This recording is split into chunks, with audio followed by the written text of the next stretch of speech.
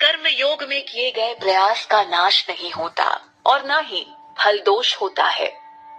इस धर्म का पालन करने से महाभय से रक्षा होती है। हे कुरु नंदन, इस कर्म योग में निश्चयात्मक बुद्धि एक ही होती है, किंतु अस्थिर चित्त वाले पुरुषों की बुद्धियां अनेक प्रकार की और अनंत होती है। ऊपर श्लोक में भगवान कृष्ण ने जिस कर्म योग का परिचय दिया है, उसी के बारे में एक कदम आगे चलते हुए वो अर्जुन को समझाते हैं।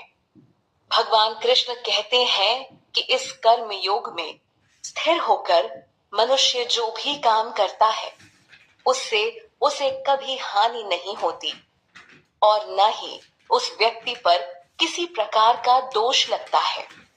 इसे फल रूपी दोष के रूप में समझा जा सकता है। इनके अलावा अगर कोई अच्छे से इस कर्म योग सिद्धांत का पालन कर ले, तो वो हर डर से निजात पा सकता है। वैसे कर्म तो हम सब ही करते हैं, क्योंकि इसके बिना जीवन निर्वाह नहीं हो सकता।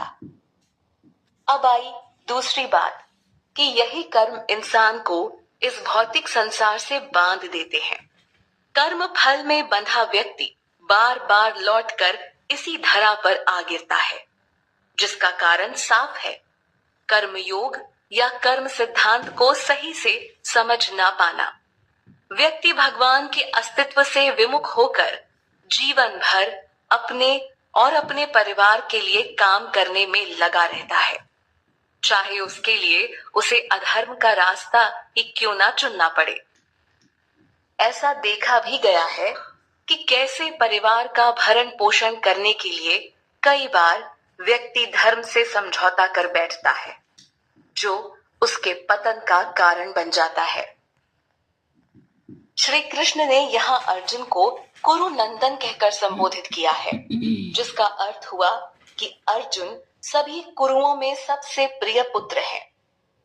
भगवान कृष्ण बता रहे हैं कि जो व्यक्ति इस कर्म योग मार्ग पर स्थिर होकर चलता है, तो उसकी निश्चयात्मक बुद्धि एक ही होती है, उसमें भटकाव नहीं होता।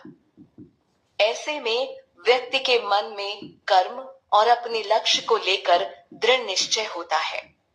लेकिन कुछ ठीक इसके विपरीत होते हैं, जिन्हें विवेकहीन कहना गलत नहीं होगा, जिनका चित्त हमेशा दुविधा में फंसा रहता है।